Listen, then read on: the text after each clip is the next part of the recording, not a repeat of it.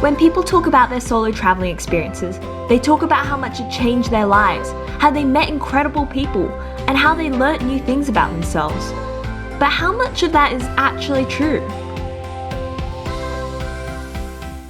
Hello, welcome back to my channel. For those of you who haven't been here before, I'm Mel, and before we get into my experience of solo traveling, let's get into some context. So I'm from Sydney, Australia, and I got over to the UK for a 5-month exchange at the University of Manchester, followed by a month of solo traveling to 3 countries, Spain, Slovenia, and Germany. And I had intended to travel for another month and go to another 5 countries, but alas, COVID.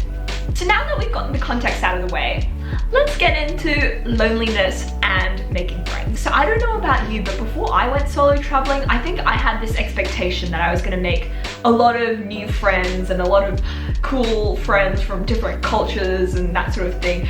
And was that true? Well, somewhat. Did I make friends that I enjoy the company of? Yes. Did I really love meeting new people? Also yes. Did I make friends as close as friends at home that I've known for like 11 years? Obviously not, but it was still really nice getting to know new people. But I will say that it only happened in 50% of the places that I went to. So like in 50% of the hostels that I was in, there was dead silence. I'm not even joking. The first hostel that I went to in Sevilla in Spain, like just nothing. There was even breakfast provided and it was the most awkward experience of my entire existence. Okay, that's a lie. I'm too much of an awkward human to have that be my most awkward experience. But oh my, it was like everyone was just heads down eating their food and just nothing. Absolutely nothing.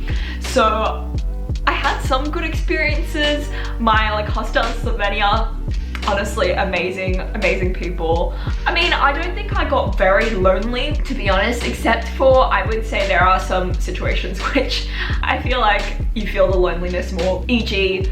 eating by yourself. And so yeah, I did feel lonely, but I don't think it really affected me. And luckily I wasn't staying in one place too long. I think that gave it a certain aspect of excitement and the possibility of meeting new people quicker. So I think the expectation of making friends is somewhat correct, but also somewhat not. Okay, and so tips for making friends in hostels: get used to small talk, basically. Get used to saying where you're going, where you've been, how long you're staying, the place you're staying, where you're planning to visit in the city you're in. The thing is, yes, that can be kind of boring, but at the same time, it's the small talk everyone engages in for a reason, because everyone can relate to that. Just don't be scared of it. And just get used to answering those kinds of questions and asking those kinds of questions to other people.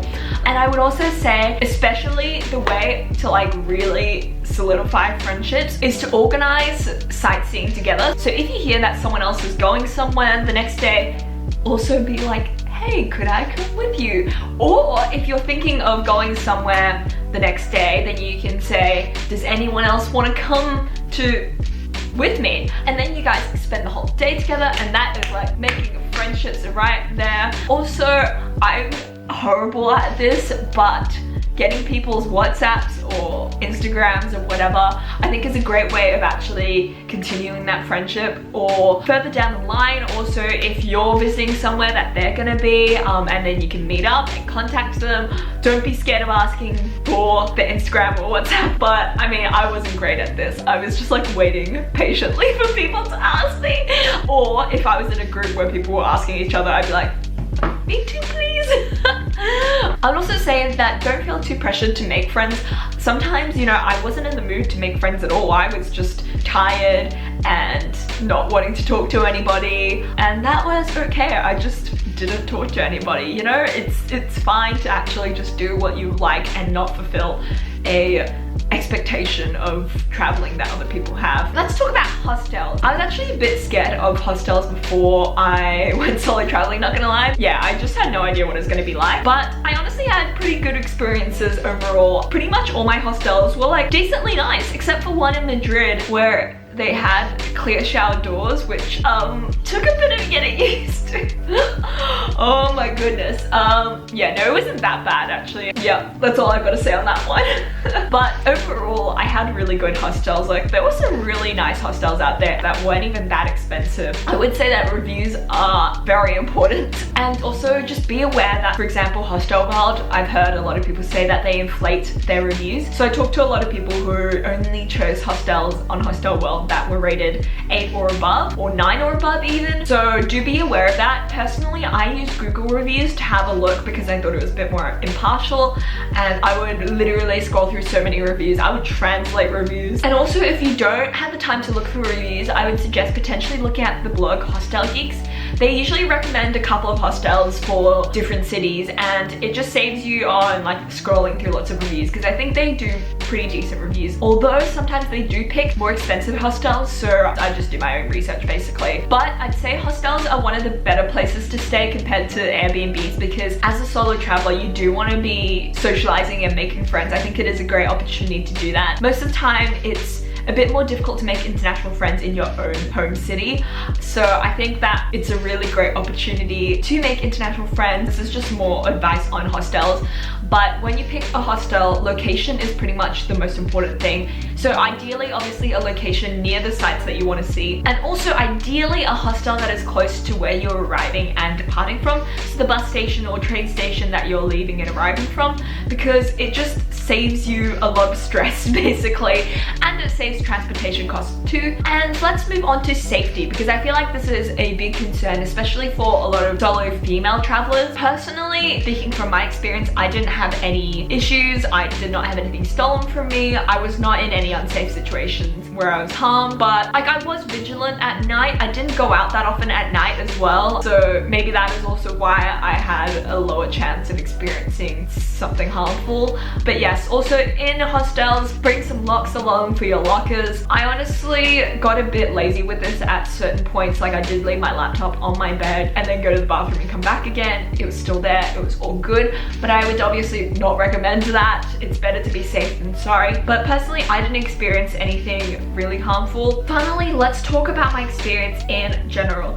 So I really enjoyed solo traveling. Again, I really enjoyed meeting new people. I think it's such a cool opportunity in your life to have, to actually be like, I can do whatever I want today in this new place. I can explore it in whichever way I like. I can go to art galleries, I can go on a hike, I can go to watch flamenco dancing, I don't know, I can eat tapas. Like, what a way to live, honestly. Very, very, very lucky to have experienced that. But I will say, traveling is tiring, and even sitting on a bus for 5 hours is tiring, and just walking around every day is also very tiring and something you have to get used to. And so I think that, I don't know, I felt guilty initially if I wasn't on the go a lot every day, but I think I realized that sometimes it's okay to take some time off, to come back early and to cook a meal or have a nap, and that was completely okay, because in the long run it meant that I had a better experience. Obviously, make the most of your travels, because this is an opportunity that you're not gonna get every day. Obviously make the most of it, but don't be scared of resting when you need to, is what I'm gonna say. Something else that I realized, I would say, is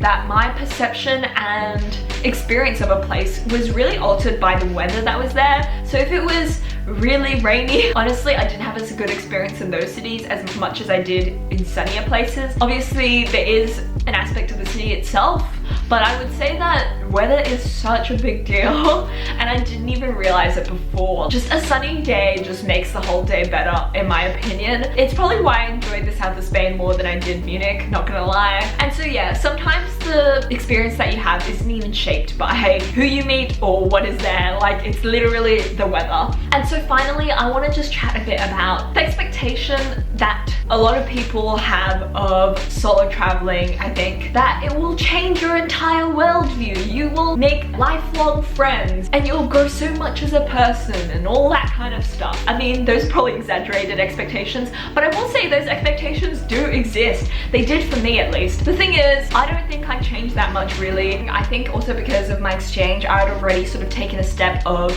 being abroad for quite a long time, and so maybe that's why I felt like solo traveling was not that big of a step. The thing I think I really learned actually whilst I was traveling is to be okay with not meeting my expectations, and to be okay with just having an experience that I was having, and you know what? It's fine to have solo traveling just be an enjoyable experience and for that to just be it. So yes, that's all I have really for this video today. I just wanted to talk about it because again, I think that there are a lot of expectations floating around there and you can be disappointed by your own experience just because they don't meet other people's expectations and expectations that you have that are derived from other people's experiences. And let's just not compare our own experiences to others because our experiences are our own and like, we can't have it any other way, can we? So yes, I hope you enjoyed that video. If you have any interesting travel stories, please share them if you would like, because I would love to read them. Or if you have any advice about solo traveling that you would like to share, also please leave that in the comment section. And I will see you in my next video. Bye!